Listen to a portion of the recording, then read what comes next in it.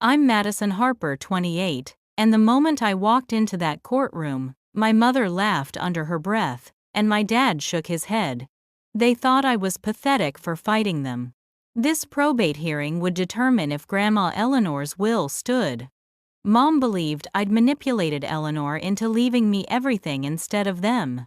But clutching the sealed letter Eleanor made me promise to open only when necessary, I knew today was about more than money. Eleanor's last words echoed in my mind. Fight for the truth, Maddie. Today I'd expose the family secret that turned my parents against me. If you're watching this story from somewhere you never expected to stand up against your own family, I understand that pain. Before I dive deeper into how my grandmother's final act of love changed everything, drop a comment letting me know where you're watching from. Sometimes knowing we're not alone in family struggles helps. Hit subscribe if you want more stories about finding the courage to stand for truth, even when it costs everything. 1 month before the courtroom confrontation, I sat beside Grandma Eleanor's hospital bed. The antiseptic smell couldn't mask the scent of expensive perfume as my mother hovered nearby, maintaining her perfect appearance despite the trauma of her mother's imminent passing. Dad checked his watch every few minutes, probably calculating how this would impact his court schedule. My cousins and aunts cycled through with practiced grief expressions that disappeared the moment they stepped into the hallway. "I'd like some time alone with Madison," Eleanor announced, her voice weak but commanding. Mom's smile tightened. "Mother, you need your rest. Madison can come back tomorrow." Evelyn Eleanor fixed her with that stern look I'd seen so often. "I'd like to speak with my granddaughter now." Dad placed his hand on Mom's arm. "Let's get some coffee, dear." Always the peacemaker when it suited him. Mom reluctantly followed, throwing a suspicious glance back at me. When the door closed, Eleanor's facade dropped. She looked exhausted but reached for my hand with surprising strength. "Maddie, listen carefully. I've changed my will." Her blue eyes, so like mine, held mine intently. "I'm leaving everything to you. The house, my investments, all of it." "Grandma, I don't need your money," I protested, genuinely shocked. The estate was worth about $1.2 million, mostly the historic family home and Eleanor's smart investments. "This isn't about what you need," she replied. "They've taken enough already." Before I could ask what she meant, she reached under her pillow with shaking hands and pulled out a sealed envelope. "Take this. Open it only if they try to contest the will." Her fingers tightened around mine. "Promise me you'll stand your ground no matter what they say about you." "I promise," I whispered, tucking the envelope into my purse. "But Grandma, what's this about?" She closed her eyes briefly. "Your parents. They're not who you think they are, Maddie. I've protected them long enough." That was our last real conversation. Eleanor passed away that night while I held her hand, her secrets still locked away. My parents arrived 20 minutes after she was gone, Mom immediately asking about funeral arrangements with the funeral director she'd already contacted. The funeral was a masterclass in performative grief. Mom sobbed beautifully in her designer black dress, accepting condolences, while Dad stood stoically beside her, the perfect supportive husband. I noticed how quickly their expressions changed when speaking with Mr. Peterson, Eleanor's attorney, subtly probing about the will reading. "She probably left everything to charity," Mom said with false lightness at the reception. "Mother was always so charitable." 3 days after we buried Eleanor, Mr. Peterson called everyone together. The shock on my parents' faces when he announced that Eleanor had left her entire estate to me still burns in my memory. "This is ridiculous," Mom hissed. "She wasn't in her right mind. Madison must have manipulated her." Dad placed a restraining hand on her shoulder, but his eyes had turned cold. "We'll be contesting this, of course," he said smoothly to Mr. Peterson. Within a week, I went from grieving granddaughter to family pariah. Cousins who'd barely spoken to Eleanor in years called me a manipulative gold digger. Aunts and uncles whispered about my undue influence over a vulnerable old woman. And my parents, they declared war. To understand why Eleanor's decision shocked everyone, you need to understand the Harper family. Appearances were everything in our household. Mom Evelyn Harper, former beauty queen turned society matron, curated our family image with terrifying precision. Every Christmas card featured color-coordinated outfits and practiced smiles. Every dinner party was an orchestrated performance of the perfect family. Behind closed doors was different. Mom's warmth disappeared like a light switch when guests left. Her approval was conditional, fleeting, and rarely directed at me. Madison, your hair looks unkempt. Madison, that dress makes you look heavy. Madison, why can't you be more like your cousin Jennifer? Dad Richard Harper, prominent attorney and community leader, spent more time at his law office than home. When present, he was distant, buried in case files, or placating Mom. Conflict avoidance was his religion. Whenever Mom's criticism crossed into cruelty, he'd simply say, "Your mother means well, Madison. She just wants what's best for you." Grandma Eleanor was my sanctuary. Mom's mother, surprisingly, given how different they were. Eleanor lived in the historic Harper family home, where Mom had grown up, a beautiful Victorian that had been in the family for generations. Every weekend I could escape there, I did. "You remind me of myself," Eleanor would say, showing me old photographs of her youth. "She taught me to garden, to bake, to manage finances. A woman must be able to stand on her own 2 feet, she insisted, setting up my first investment account when I turned 16. "Mom thinks that's unladylike," I'd noted as she showed me how to read stock reports. Eleanor had smiled wryly. "Your mother and I differ on what makes a lady. I believe it's integrity and self-sufficiency. She believes it's appearances and advantageous marriages." The summer I turned 14, I discovered the first hint of the family secrets. Looking for a book in Dad's study, I accidentally knocked over a stack of papers. While gathering them, I noticed a document about the Harper family trust, with Eleanor's name, and a substantial sum of money. When Dad found me, he snatched the papers away with unusual anger. "These are private legal matters, Madison. Don't snoop in my office again." That night, I heard my parents arguing behind their bedroom door. "She saw nothing," Dad insisted. "You need to be more careful," Richard, Mom had hissed. "We can't risk Mother finding out."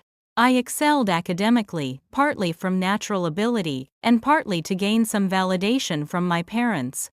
My perfect report cards earned cursory congratulations. When I received a full scholarship to Columbia University, Mom's response was, "New York is so dirty, and you'll be so far from home." The distance was precisely what I wanted. College offered freedom from the suffocating performance of Harper family life. I limited visits home to major holidays, and spent summers interning in New York. My relationship with my parents devolved into obligatory phone calls and increasingly strained holiday dinners. But I always made time for Eleanor, calling her weekly and visiting whenever I could. She never asked me to come home more often or guilted me about my absence. Instead, she encouraged my independence. "Build your own life, Maddie," she'd say. "Family is important, but it shouldn't be a cage." I noticed her growing distance from my parents over the years. At family gatherings, their interactions were cordial but cool. When I asked her about it, she'd simply say, "Your parents and I have different values." After graduation, I took a job with a publishing house in New York, returning home only for brief visits with Eleanor. Each time, Mom would make pointed comments about my single status, my career choice, my apartment, my clothes. Dad would retreat to his study after perfunctory conversation. The pattern continued for years, with Eleanor as my only real family connection.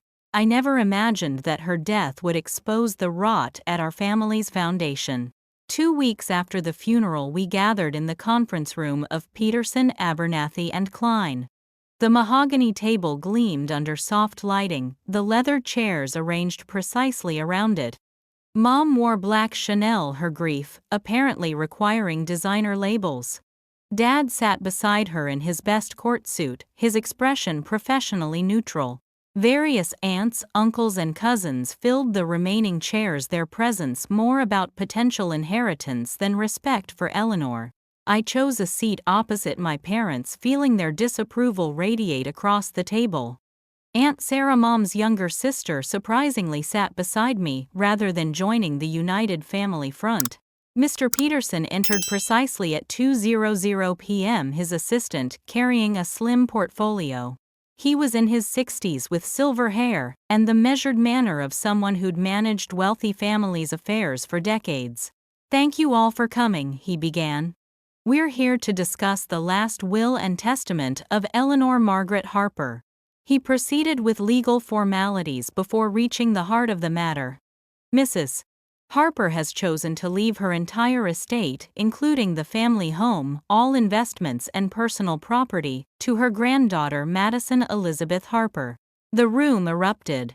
Mom's gasp was theatrical enough for the Academy Awards. "This is outrageous," she stood, voice shaking with either rage or performance. My mother was not in her right mind. Madison clearly took advantage of her vulnerable state. Dad placed his hand on Mom's arm, guiding her back to her seat while fixing me with a cold stare. "When was this will executed, Mr. Peterson?" "6 months ago," Peterson replied evenly. "And before you ask, Mrs. Harper was examined by 2 independent physicians who certified her mental competence at the time." "We'll need copies of those evaluations," Dad said smoothly, slipping into attorney mode. "And any recordings of the will signing. I find the timing suspicious given Mother Harper's declining health." "She wasn't declining 6 months ago," I interjected. "She was sharp as ever until the cancer progressed." Mom turned to me, her voice dropping to that dangerously sweet tone I recognized from childhood. "Madison, sweetie, we all know how much time you spent alone with Mother. It's understandable that you might have influenced her decisions when she was vulnerable." My cousin Jennifer nodded vigorously. "Grandma Eleanor always intended the family home to stay in the direct family line. Everyone knows that." "Madison is direct family," Aunt Sarah said quietly, surprising me with her support. "A single woman with no prospects of children," Mom countered. "The Harper legacy deserves proper stewardship." The subtext was clear. I wasn't worthy of being Eleanor's heir because I hadn't married and produced the next generation of Harpers. My career, my independence, my choices all rendered me unsuitable in their eyes. "Mrs. Harper was explicitly clear about her wishes," Mr. Peterson interrupted. "She anticipated this reaction and recorded a video statement explaining her decision. This was news to everyone, including me." Peterson nodded to his assistant, who set up a laptop. Eleanor's face appeared on screen, thin but composed, her blue eyes direct. "If you're watching this, I've passed on and my will is being contested," she began.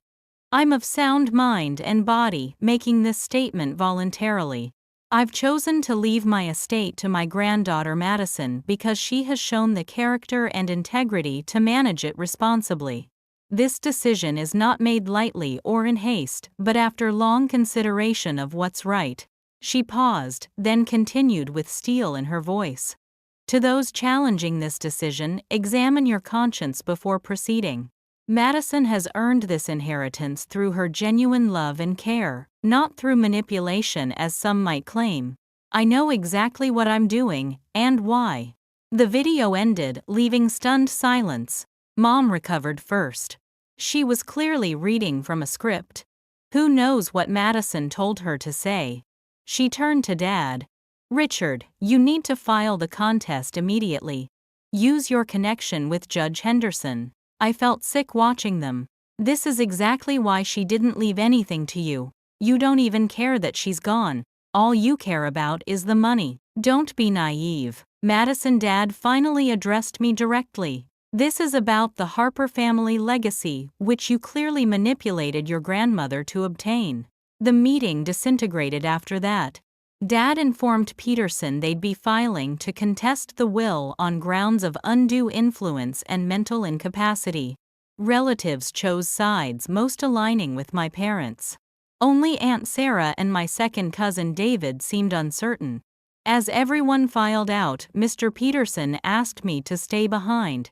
Your grandmother anticipated this reaction, he said, once we were alone. She left instructions for me to represent you in the contest proceedings. Did she tell you why she did this? I asked. Why she changed her will? Peterson hesitated. Mrs. Harper was concerned about certain financial matters. That's all I can say. But she believed in you, Madison. She trusted you to see this through. That night in my hotel room, I stared at Eleanor's sealed envelope. Part of me wanted to rip it open to understand what was happening. But a deeper instinct told me to wait. Eleanor had been deliberate in her instructions, only open if necessary. Tomorrow I'd face my parents' attorneys.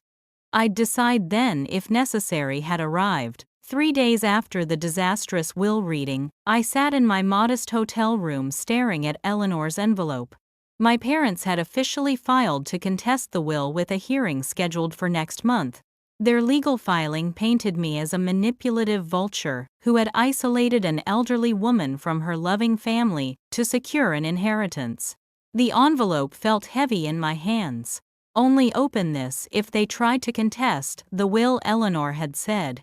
That condition had been met. With trembling fingers, I broke the seal. Inside was a single sheet of paper with Eleanor's elegant handwriting. Maddie, if you're reading this, they've shown their true colors. Look beneath the floorboards in the attic behind the old steamer trunk. What you find there will explain everything. Be careful. Be brave. All my love, Eleanor. That night I waited until dark before driving to the family home. I still had a key Eleanor had given me years ago. My parents were attending a charity gala according to their social media posts. The house stood dark and silent as I let myself in through the back door. The familiar scent of Eleanor's favorite lavender polish wrapped around me as I crept upstairs. The attic steps creaked despite my careful tread. Using my phone flashlight, I navigated around dust-covered furniture and boxes until I found the massive steamer trunk that had supposedly come over from England with the first Harpers. It took all my strength to move it. Beneath the wide pine floorboards looked identical to the others, but when I pressed on them, one moved slightly. Using a letter opener from Eleanor's desk, I pried it up to reveal a hidden cavity containing a metal box. My hands shook as I lifted it out. Not locked, it opened to reveal a treasure trove of documents, photographs, and a small journal with Eleanor's monogram. I began with the photos. Most showed my parents at various ages, but one caught my attention, a younger Eleanor standing with a man I didn't recognize, both smiling broadly at the camera. The inscription on the back read, Eleanor and Thomas, 1980. I'd never heard of any Thomas in Eleanor's life. Next came financial statements dating back 15 years. I recognized the letterhead of Harper Family Trust, the same as on the document I'd glimpsed in Dad's office as a teenager. Reading through them, my stomach tightened. They detailed a series of transfers from Eleanor's accounts to ones controlled by my parents, totaling nearly $900,000 over 3 years. Attached were copies of documents bearing what appeared to be Eleanor's signature, giving my father investment control over her trust. But a notation in Eleanor's handwriting beside one signature read, forged, compared to real signature from same period. Indeed, when I compared it to other documents, subtle differences were apparent. My father, an attorney, had apparently forged my grandmother's signature to gain control of her money. The journal provided the narrative. 15 years ago, Dad had approached Eleanor, claiming he had an investment opportunity that would double her money within a year. She initially agreed to let him invest a small amount, but soon discovered he had diverted much more using forged authorizations. Richard and Evelyn have stolen from me, one entry read. When confronted, they claimed it was a loan to help with their financial troubles. They promised to repay everything. I wanted to believe them for Madison's sake, but they never repaid it. Instead, they used the money to fund their lavish lifestyle and purchase a vacation property in Martha's Vineyard that they'd never mentioned to anyone in the family. More damning were printed emails between my parents discussing how to manage Eleanor and ensure she didn't make trouble about the money. My mother's casual cruelty was breathtaking. Mother is getting forgetful anyway. If she says anything, we'll just suggest she's confused about what she agreed to. The mysterious Thomas from the photograph turned out to be a forensic accountant Eleanor had hired 5 years ago to secretly track the stolen funds and build a case. His detailed reports confirmed everything my parents had embezzled nearly $1 million from Eleanor, then gaslighted her when she questioned them. A final document caught my eye, a draft letter to me that Eleanor had apparently never sent. Dearest Maddie, I've struggled with whether to tell you the truth about your parents. No child should have to learn their parents are not the people they pretended to be. I've protected them for your sake, hoping they would make amends. They haven't. Instead, they've doubled down on their deception. When I'm gone, they will try to take everything, including what rightfully should be yours. I've changed my will to prevent this, but they will fight it. The evidence in this box is your shield and sword. I'm sorry to place this burden on you. Remember that their actions reflect on them, not on you. You've always been the best of us. With all my love, Grandma Eleanor. As I sat surrounded by evidence of my parents' betrayal, pieces of my childhood suddenly clicked into place. Their unexplained affluence, despite complaints about finances. The vacation home they rarely mentioned. Their increasing distance from Eleanor. Their dismissal of me when I chose a career path that wouldn't give them control over me. The front door slammed downstairs, startling me. The gala must have ended early.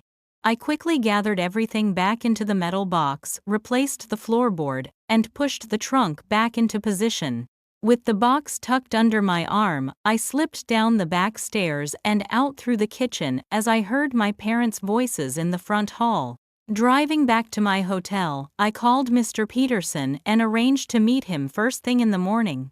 This wasn't just about an inheritance anymore. It was about justice for Eleanor and the truth about the family that had shaped and damaged me. I wonder if any of you have had that moment where everything you thought you knew about your family suddenly shifts. If you've experienced that gut-wrenching realization, drop a comment below. Sometimes sharing our stories helps us process these difficult discoveries, and if you want to see how this family drama unfolds, make sure you've hit that subscribe button. Trust me, what comes next shocked even me. I spent a week reviewing the evidence with Mr. Peterson and his associate, a young attorney named Gabriela Martinez, who specialized in probate disputes. They confirmed what I already knew: my parents had committed financial elder abuse and fraud. This is grounds for criminal charges, Gabriela said, her expression grim. Not just dismissal of their will contest. The weight of that reality settled over me. Despite everything, they were still my parents. The thought of them facing criminal prosecution made my stomach churn. Is there any way to resolve this without criminal charges? I asked. I just want what's right for Grandma Eleanor. Peterson and Gabriela exchanged glances. You could approach them privately, Peterson suggested. Offer a settlement conditional on them dropping the contest and acknowledging what they did. But Madison, he warned, given what we've seen, I wouldn't expect them to be reasonable. I decided to try anyway. I texted my mother requesting a private dinner meeting at Castelli's, an upscale restaurant where the privacy of their booths might contain whatever scene would unfold. Surprisingly, she agreed immediately. They arrived precisely on time, my mother resplendent in designer clothes purchased with stolen money, my father in his power suit. They didn't hug me or inquire about my well-being. Mom simply slid into the booth and said, "I hope this means you've come to your senses about this ridiculous will situation." The waiter brought water and took drink orders. I waited until he departed before speaking. "I know what you did to Grandma Eleanor," I said quietly. Dad's face remained impassive, but I caught the slight tightening around his eyes. Mom's smile didn't falter. "What exactly are you implying?" Madison Dad asked, his attorney voice in full effect. "I'm not implying anything. I'm stating facts." I kept my voice low. "You embezzled nearly $900,000 from Grandma's trust fund. You forged her signature on documents. You bought a vacation home with her money. And when she confronted you, you gaslighted her and made her think she was losing her mind." Mom laughed lightly, though her knuckles whitened around her water glass. "What ridiculous stories has Mr. Peterson been filling your head with? Your grandmother was confused in her final years. We were protecting her assets, not stealing from her." "Stop lying," I hissed. "I have the evidence. Financial records. Your emails to each other about how to handle her. The forged documents. The Martha's Vineyard property records. Everything." Finally, a crack in their facade. Dad's face paled slightly, and Mom's smile froze. "Where did you get these supposed documents?" Dad asked carefully. "Eleanor left them for me. She'd been building a case against you for years." A heavy silence fell over the table. Dad cleared his throat. "Madison, there are always multiple perspectives in family financial matters. Perhaps we can reach a reasonable arrangement." Richard, Mom warned, but he continued. "Let's be practical. We drop the will contest, you destroy whatever documentation you think you have, and we split Eleanor's estate, 75, divided by 25. You get your 25%, and this unfortunate misunderstanding never has to become public." I stared at them in disbelief. "This isn't about the money. This is about what you did to her. What you've been doing to me my whole life too." Mom's facade finally cracked. "Oh, grow up, Madison. Family is about appearances and advantage, not your ridiculous notions of love and truth." "So you admit you took her money?" I pressed. "We took what should have been ours anyway," Mom snapped. Mother was always so self-righteous about her money, as if she'd earned it rather than inherited it herself. "We just took our advance inheritance." Dad placed a warning hand on her arm, but she shook him off. Years of resentment seemed to pour out of her. "You were supposed to be our ally, Madison, our daughter. Instead, you've always been her little spy, haven't you? Reporting back, judging us. We gave you everything." "You gave me nothing but criticism and conditional approval," I retorted. "Grandma was the only one who ever supported me for who I actually am." "Because you're exactly like her," Mom hissed. "Sanctimonious, judgmental, thinking you're better than everyone else." Dad finally intervened. "This isn't productive. Madison, think carefully about what you're doing. If you pursue this vindictive course, you'll destroy this family. You already destroyed it when you stole from your own mother and lied about it for 15 years. You have no idea what you're talking about." Dad's voice hardened. "If you move forward with these absurd accusations, I'll make sure you regret it. Defamation works both ways." "Are you threatening me now?" I asked, incredulously. "I'm advising you as your father and as an attorney. Drop this now. Take the 25% offer. Or face the consequences." I stood up, my untouched food growing cold. "I'll see you in court." Madison Mom's voice stopped me as I turned to leave. Her perfectly made-up face twisted with genuine emotion for once. "You should know. We never wanted a child. You were an accident that we made the best of. Don't expect maternal sentimentality to protect you in this fight." The cruelty was so casual, so unnecessary that it left me speechless. I walked out without another word, legs shaking, as I made it to my car. As I sat there trying to compose myself, a tap on my window startled me. It was Aunt Sarah. She slid into the passenger seat without waiting for an invitation. "I saw you coming out. It didn't look like it went well," she said softly. "Did you know?" I demanded. "About what they did to Grandma?" Sarah looked down at her hands. "Not everything. Not at first. I suspected something was wrong years ago when Eleanor tried to confront them at a family dinner. Evelyn dismissed it so smoothly, suggesting Eleanor was confused about some investment decisions. Richard backed her up completely. And you believed them. I wanted to, she admitted. But Eleanor pulled me aside afterward and told me enough that I knew something wasn't right. She made me promise not to intervene, said she was handling it her way. By letting them get away with it for years, I couldn't keep the bitterness from my voice. By building an airtight case and ensuring you would be protected. Sarah reached into her purse and pulled out a USB drive. Eleanor gave me this last year. Said, if anything happened to her and if you ended up in a fight with your parents, I should give it to you. It's her video testimony about everything. I stared at the small device. More evidence. More confirmation that my family was built on lies. This isn't about money, I repeated more to myself than to Sarah. This is about justice for Eleanor. Sarah squeezed my hand. She knew you'd say that. That's why she trusted you with everything. As Sarah left, I realized there was no going back. The confrontation had confirmed what Eleanor's evidence had suggested. My parents felt entitled to what they'd taken and would never admit wrongdoing. Reconciliation was impossible. The only path forward was through the courts. The next few weeks passed in a blur of legal preparations. I formally retained Gabriela Martinez to represent me, appreciating her straightforward approach and genuine indignation at what my parents had done. They've massively overplayed their hand, she explained during one of our strategy sessions. By contesting the will, they've opened the door for us to present all of Eleanor's evidence in probate court. There was one significant complication. My father had indeed leveraged his legal connections. Judge Henderson, who had been assigned to our case, was a longtime golfing buddy of my father's and a member of the same exclusive country club. We could motion for recusal based on the conflict of interest, Gabriela suggested. Would it work? I asked. She grimaced. In theory, yes. In practice, judges have wide discretion in these matters. Henderson could simply claim he can be impartial despite knowing your father socially. Then we prepare for a biased court, I decided.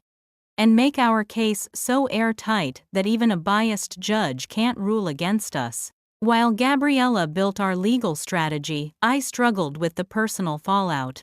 My parents had launched a whisper campaign throughout their social circle, portraying me as a manipulative gold digger who had taken advantage of an elderly woman's confusion.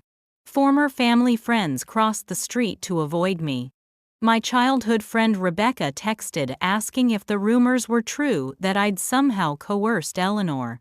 The isolation might have broken me if not for a few unexpected allies.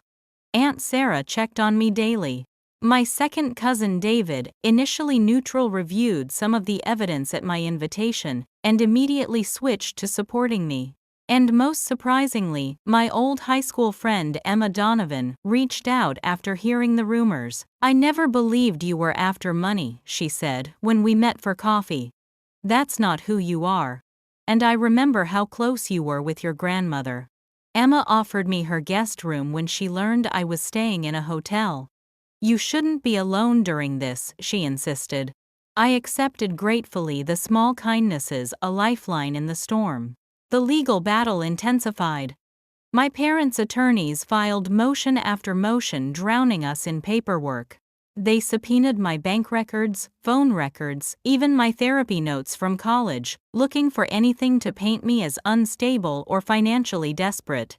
More disturbingly, someone slashed my tires in Emma's driveway. Anonymous calls came at all hours, breathing silently when I answered.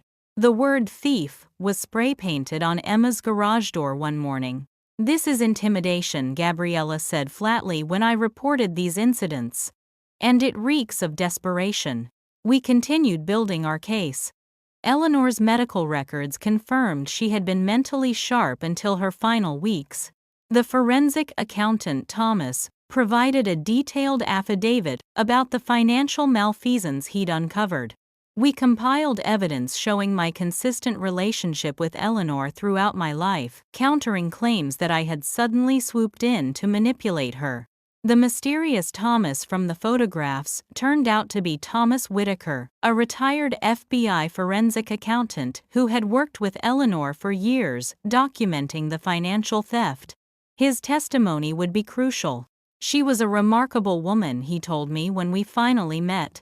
Determined to uncover the truth, but also torn by the desire to protect your parents for your sake. She struggled with that balance until the end. Why didn't she just report them to the authorities, I asked. Thomas sighed. She considered it. But she worried about the impact on you and honestly about the scandal. The Harpers have been pillars of this community for generations. She feared that exposing your father as a thief and fraud would destroy that legacy entirely. So she found a third path, I realized. Change her will, leave the evidence, and let me decide what justice should look like. The night before the court hearing, my phone rang with my father's number. Against my better judgment, I answered. Madison, his voice was uncharacteristically tentative. We need to talk. My attorney advised against speaking with you directly, I replied coldly. This isn't about legal strategy, it's about family. He paused. Your mother and I have discussed this at length. We're prepared to drop the will contest.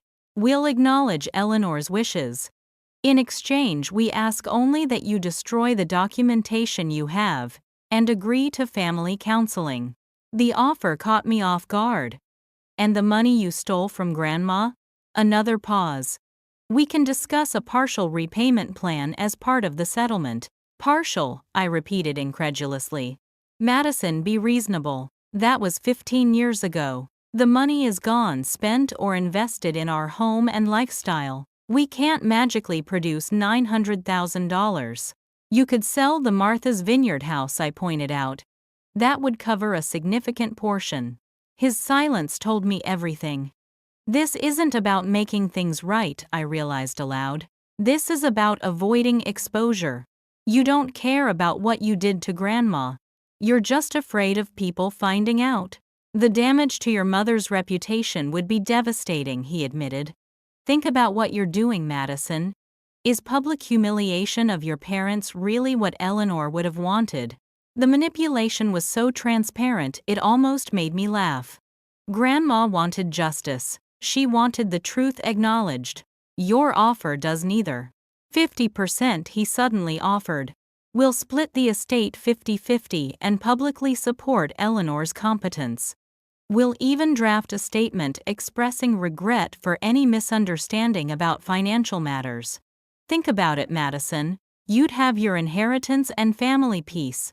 For a brief moment, I wavered. The path of least resistance beckoned, promising an end to the stress and conflict. But Eleanor's face flashed in my mind, her courage, her integrity, her final request that I stand my ground. I'll see you in court tomorrow, Dad, I said, and hung up. That night I barely slept, wondering if I was doing the right thing. Was pursuing justice worth destroying what remained of my family? By morning I knew there was only one path forward. Eleanor had trusted me with her truth. I wouldn't betray that trust, no matter the cost. The county courthouse was imposing all marble columns and solemn dignity. I wore a conservative navy blue suit that Eleanor had helped me pick out for my first job interviews. It felt right to have her with me in some small way. My parents arrived with an entourage, their lead attorney Preston Williams, 2 legal associates, and a cluster of family members, including my mother's sisters, except Sarah, and several cousins. Mom wore widow's weeds, despite the fact she wasn't a widow, her black designer outfit, screaming grieving daughter. Dad was perfectly groomed in his best court suit, the picture of dignified concern. As I walked past them to take my place beside Gabriella, my mother laughed under her breath, and my father shook his head dismissively. The sound of that laugh sent me straight back to childhood, to all the times she'd mockingly dismissed my achievements, my feelings, my very self. Judge Henderson entered and court was called to session. As predicted, he was overly familiar with my father, nodding and smiling slightly when Dad's attorney greeted him. I squeezed Gabriella's hand under the table, and she nodded reassuringly. Preston Williams presented my parents' case first. His narrative was compelling if you didn't know the truth. Eleanor Harper, a proud matriarch suffering from cognitive decline, manipulated by her granddaughter into changing her will and disinheriting her own daughter. He painted my parents as concerned, loving family members, simply trying to honor Eleanor's true wishes, rather than the confused decisions of her final months. Mrs. Harper would never have intended to bypass her only daughter with whom she shared a close and loving relationship, in favor of a granddaughter who visited only occasionally and had minimal involvement in family affairs, Williams argued. Smoothly. My mother took the stand with practiced grace, dabbing at invisible tears as she described her deep bond with Eleanor, and her shock and concern when she learned of the will change. Mother and I spoke daily, she claimed. We planned family events together. We were incredibly close. The idea that she would suddenly cut me out makes no sense unless she was being influenced. She described finding disturbing changes in Eleanor's behavior in her final year. She became suspicious, sometimes confused. She would make accusations that made no sense. We consulted doctors, but she refused formal cognitive testing. When Williams asked about her relationship with me, her expression turned sorrowful. Madison chose to distance herself from our family traditions and values. She moved away, visited rarely.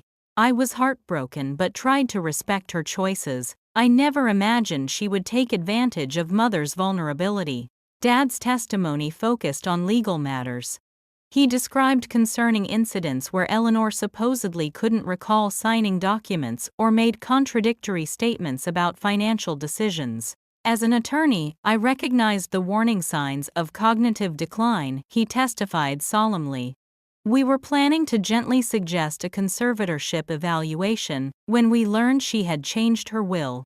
When Gabriella's turn for cross-examination came, she was surgical. She established that despite claims of daily calls, my mother's phone records showed only brief weekly conversations with Eleanor. She pressed my father on specific instances of Eleanor's supposed confusion, forcing him to admit they were all related to questions about financial matters.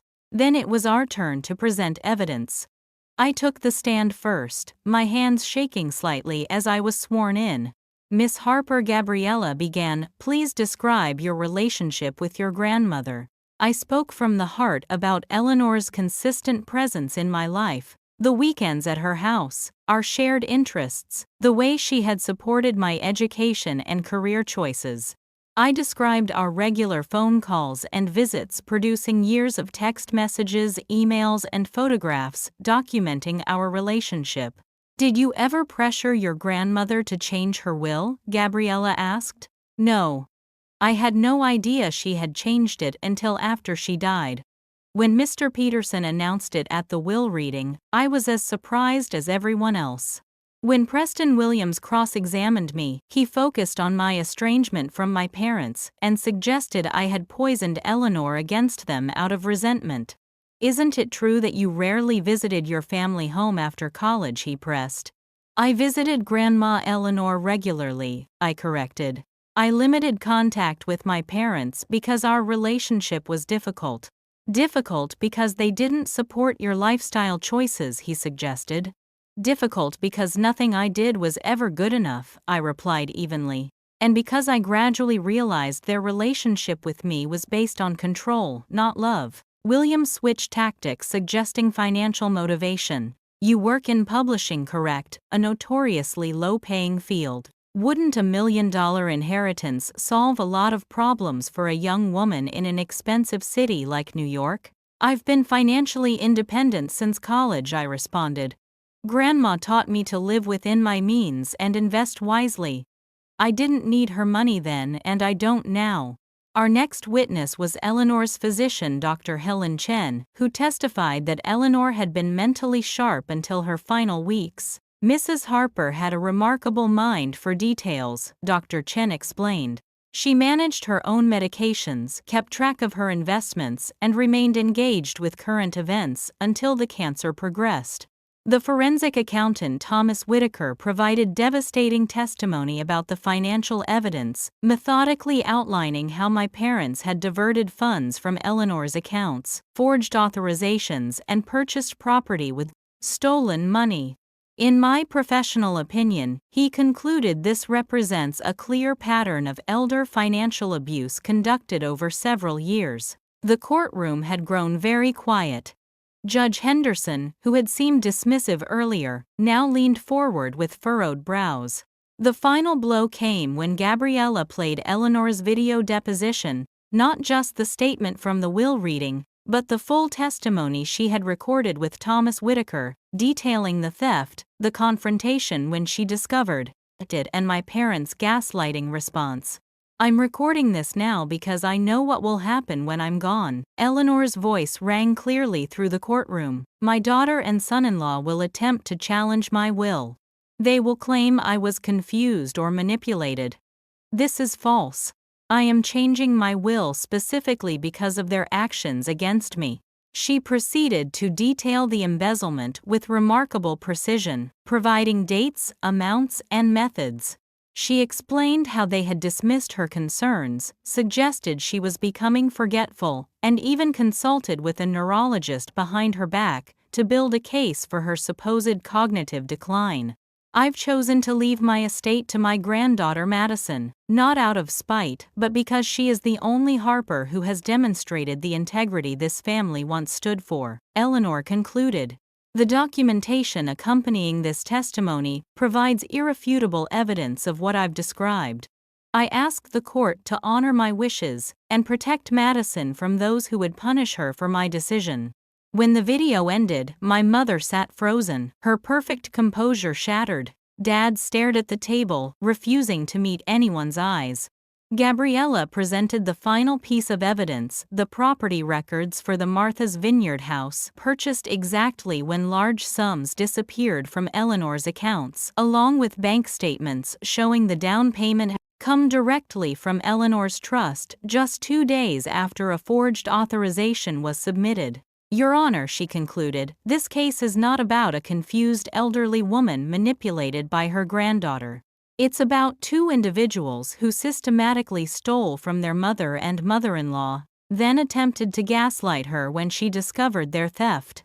When that failed, they tried to use this court to complete their theft by overturning her rightful will. We ask that you uphold Eleanor Harper's clearly expressed wishes and deny the contest." Judge Henderson called a 30-minute recess. When court resumed, his demeanor had changed markedly. The friendly familiarity toward my father was gone, replaced by formal professionalism. Having reviewed the evidence and testimony presented, he began, "I find no grounds to support the claim that Eleanor Harper lacked testamentary capacity or was subject to undue influence. On the contrary, the evidence suggests she was exceptionally clear about her intentions and their basis." He looked directly at my parents. Furthermore, the evidence of financial exploitation presented in this case is deeply troubling. I am referring this matter to the District Attorney's Office for review and potential criminal charges. The will contest is dismissed, and Eleanor Harper's will shall be executed as written." The gavel came down with a decisive crack. My mother let out a strangled sound somewhere between a gasp and a scream. Dad sat motionless, the blood draining from his face as the implications sank in. Criminal charges, potential disbarment, the destruction of their carefully constructed facade. I felt no triumph, only a profound sadness and a strange sense of peace. Eleanor had trusted me with her truth, and I had honored that trust. As people began filing out, reporters who had caught wind of the scandalous testimony clustered at the courthouse steps. My parents pushed past me without a word, heading for a side exit to avoid the cameras. Aunt Sarah found me in the hallway and wrapped me in a tight hug. "Eleanor would be proud," she whispered. I nodded, unable to speak past the lump in my throat. The Harper family had been irreparably fractured today. But perhaps, I thought as I watched various relatives awkwardly deciding whether to acknowledge me, something truer could eventually grow from the ruins. The aftermath of the court ruling hit like a tsunami. As we exited the courthouse, reporters shouted questions about the Harper family scandal. Local news had already picked up the story of the prominent attorney who had embezzled from his mother-in-law, then tried to contest her will to cover his tracks. My parents fled through a side exit, my mother shielding her face from cameras, while Dad stared straight ahead, his expression stone. They didn't speak to me or even look my way. Gabriella guided me through the chaos with a protective arm. "Don't comment on anything," she advised. "The evidence speaks for itself." Back at her office, we discussed next steps. The judge's referral to the district attorney meant potential criminal charges against my parents. "They'll likely offer a plea deal," Gabriella explained. "Given your father's status in the legal community, this is extremely serious for him." "Will he be disbarred?" I asked, still trying to process the implications. "Almost certainly. Misappropriation of client funds is one of the few near-automatic grounds for disbarment, and the evidence shows he used the same methods to steal from Eleanor that he could have used with clients." I felt hollow rather than vindicated. "This will destroy them." "They destroyed themselves, Madison," she said gently. "You just refuse to help them cover it up." Over the next few days, the fallout spread through every aspect of Harper family life. The prestigious law firm, where my father had been a partner for 20 years, announced his immediate resignation to address personal matters. My mother's carefully cultivated social circle evaporated overnight. Their country club membership was quietly terminated. Family members scrambled to realign themselves. Cousins who had stood firmly with my parents at the courthouse now called to explain they'd never known the whole story. Aunt Paula, who had been particularly vicious in her accusations against me, sent a grotesquely large flower arrangement with a card suggesting we heal as a family. Only Aunt Sarah's support felt genuine. "I should have done more when Eleanor first confided in me," she admitted over coffee. "I convinced myself it wasn't my business, that they would work it out." "I'm sorry, Maddie. You're the only one who hasn't tried to switch sides now that the truth is out," I noted. She smiled sadly. "That's the Harper way, isn't it? Align yourself with whoever holds the power. It's what Evelyn learned from our father, and what she taught everyone else." "Not Eleanor," I said. "No, not Eleanor.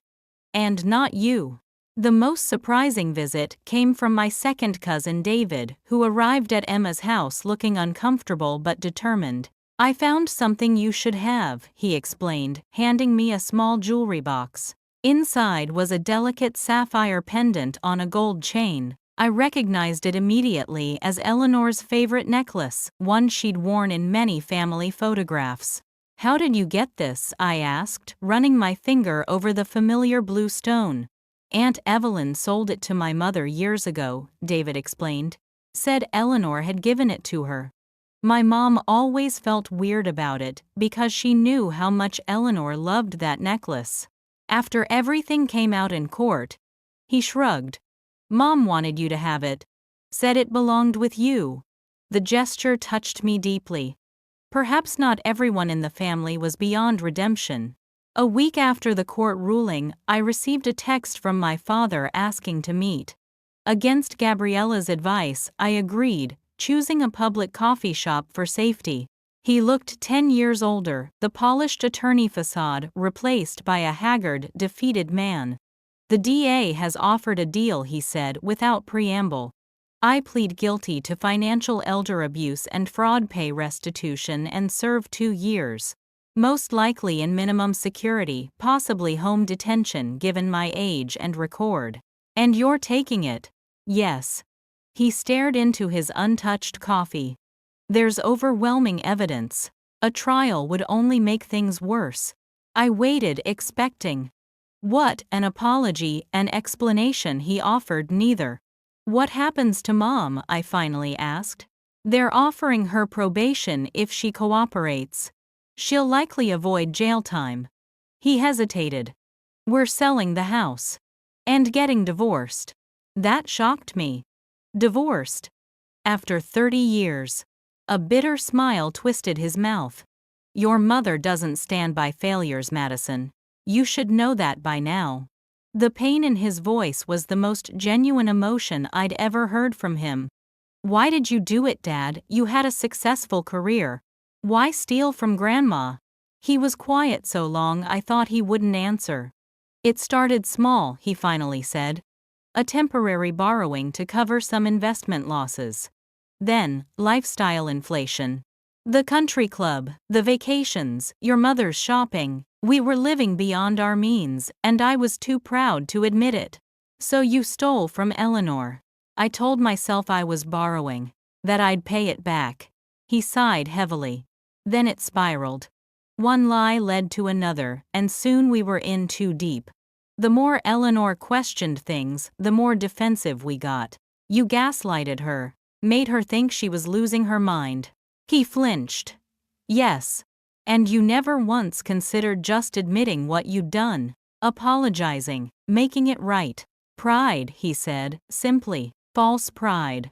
The great Harper family legacy couldn't include a thief and a fraud. He looked up at me, really seeing me perhaps for the first time. For what it's worth, Madison, I am sorry. Not just for getting caught but for what we did. To Eleanor. And to you. The apology came too late to heal anything, but I acknowledged it with a nod. What will you do after? Everything. Start over somewhere. My law career is finished, obviously. Maybe teach if anyone will have me. He stood to leave, then paused. Eleanor chose well, entrusting everything to you. You have her integrity. It was the closest thing to praise he'd ever given me, and it came as his life was collapsing. I watched him walk away, shoulders hunched, and felt the complicated tangle of emotions that would likely always accompany thoughts of my parents' anger, hurt, pity, and a lingering wish for what could have been. 2 days later, I received a call from Mr. Peterson. There's something else Eleanor left for you, he explained. A letter to be delivered after the will contest was resolved one way or another. I picked it up that afternoon, my hands trembling as I opened the envelope. Eleanor's familiar handwriting filled the page. My dearest Maddie, if you're reading this, the truth has finally come to light. I'm sorry for the burden I placed on you. Exposing your parents' actions was never about revenge but about freeing you from the toxic family dynamics that have shaped so much of your life. I watched you grow up seeking their approval, twisting yourself to meet impossible standards, believing their coldness reflected your worth rather than their flaws. I tried to counterbalance their influence to show you what unconditional love looks like, but I fear it wasn't enough. The money and property are just things. The real inheritance I hope to leave you is freedom. Freedom from the golden cage of Harper family expectations. Freedom to define family and legacy on your own terms. The truth costs everything but saves your soul, Maddie. Now that you know the truth about your parents, I hope you can also see the truth about yourself. You are worthy, you are enough, and you are capable of building something better than what came before. Whatever you decide to do with the estate, remember that the true Harper legacy isn't about money or status, but about the courage to stand for what's right even when it's hard. All my love, always, Grandma Eleanor. I sat in Peterson's office, tears streaming down my face, as I realized what Eleanor had really done. This wasn't just about justice for the money stolen from her. It was about breaking the cycle of toxic family dynamics that had shaped generations of Harpers. It was her final, most profound act of love, giving me the truth that would set me free. Spring sunshine filtered through the newly installed stained glass windows of the Eleanor Harper Community Center for Youth, casting colorful patterns across the polished wood floors. What had once been the formal dining room of the Harper family home now housed art tables and bookshelves filled with donated books. Children's laughter echoed through halls that had previously known only strained silence and superficial pleasantries. Transforming Eleanor's home into a community center had been my first decision after the dust settled. The historic Harper House had always been too beautiful to be enjoyed by just one family, especially one so determined to maintain appearances rather than create a genuine home. The grand opening celebration had been covered by local news, effectively rewriting the Harper family narrative from scandal to redemption. Local woman honors grandmother's legacy through youth center, read the headline accompanied by photos of smiling children exploring art, music, and literature in the renovated spaces. My parents had not attended, of course. My father had begun serving his 2-year sentence 3 months after the trial, confined to a minimum security facility, where ironically he taught legal ethics to other inmates. My mother had moved to Arizona after the divorce, reportedly remarrying quickly to a retired businessman. Neither had contacted me since our respective final conversations. The criminal proceedings had forced them to sell everything, including the Martha's Vineyard property, purchased with Eleanor's stolen money. The proceeds went toward the court-ordered restitution, though it would never fully repay what they had taken from Eleanor financially or emotionally. Some family relationships had slowly begun to heal. Aunt Sarah had become a true friend and ally, helping with the community center and sharing stories about Eleanor's younger years. A few cousins maintained cautious but genuine contact. Most of the extended Harper family had simply faded away, unwilling to realign their understanding of family hierarchy, now that the power center had shifted. I kept Eleanor's apartment above the community center as my own living space, finding comfort in the rooms where she had spent her final years. Her books filled the shelves, her garden flourished under my somewhat less skilled care, and her wisdom continued to guide my decisions. The investment portfolio she'd left me provided enough income to maintain the center and fund programs for local youth, particularly those from families struggling with addiction and abuse. Eleanor's money, which my parents had coveted so desperately, now served a purpose far greater than financing their facade of success. Today marked the anniversary of Eleanor's passing, and I'd organized a small ceremony dedicating the center's new music room in her honor. As I arranged chairs in the sunny space, Aunt Sarah arrived early to help. "Eleanor would have loved this," she said, looking around at the instruments waiting to be discovered by eager young hands. She always said music was food for the soul. I remember her playing the piano for me when I visited. I smiled at the memory. She tried to teach me, but I was hopeless. "Just like your mother," Sarah chuckled, then caught herself. "I'm sorry, I shouldn't have." "It's okay," I assured her. "They're still part of my history, even if they're not part of my present." The ceremony was simple but meaningful. Former neighbors, Eleanor's friends from her various clubs and activities, and even some of the youth who had already benefited from the center's programs gathered to share memories and music. No grand speeches or performative grief, just genuine appreciation for a woman who had touched many lives with her quiet strength. Afterward, as the last guests departed, I wandered into Eleanor's garden. The spring flowers she had so lovingly tended each year were blooming in riotous color. I knelt to pull a few weeds from around her favorite roses, my fingers working the soil as she had taught me. Behind a stone bench, I noticed something I'd somehow missed during all my previous gardening attempts: a small metal box buried among the perennials. Opening it revealed a weathered photograph I'd never seen before. Eleanor, at about my age, standing proudly in this very garden, her smile radiant and confident. The resemblance between us struck me forcefully. We had the same eyes, the same determined set of the jaw, the same slight tilt of the head. Looking at her younger self, I understood why my mother had always found me so difficult to control. I was the living embodiment of the mother she had never been able to manipulate or impress. Eleanor had been preparing me for this moment my entire life, I realized.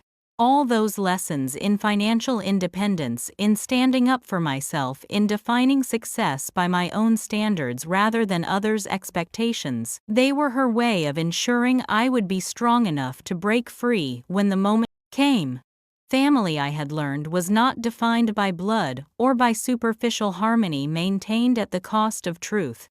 Real family was built on love, honesty, and mutual respect, qualities I hoped to someday create in a family of my own, free from the toxic patterns that had poisoned generations of Harpers. As the sun began to set, casting long shadows across Eleanor's garden, I tucked the photograph into my pocket and stood brushing soil from my knees. There was still work to be done, programs to develop, lives to touch. Eleanor's legacy wasn't just the money or the house, it was the courage to stand for truth and the vision to build something better from the ruins of what had fallen. When I walked into that courtroom, my mother laughed under her breath and my father shook his head. They thought I was alone. They never understood I had Eleanor with me all along. I hope my story has resonated with some of you who've had to make difficult choices about family loyalty versus standing for truth. The journey isn't easy, but finding your authentic path is worth every painful step. If Eleanor taught me anything, it's that our legacy isn't defined by our family name but by the courage of our choices. If you found value in this story, or it helped you process your own family dynamics, please consider subscribing to hear more real-life experiences like mine. Your comments about similar experiences or difficult family choices would mean so much to me. There's healing in knowing we're not alone. Share this with someone who might be struggling with toxic family relationships. Sometimes the right story at the right time can give someone the courage they need. Thank you for listening to my journey, and remember, the truth might cost everything, but it really does save your soul.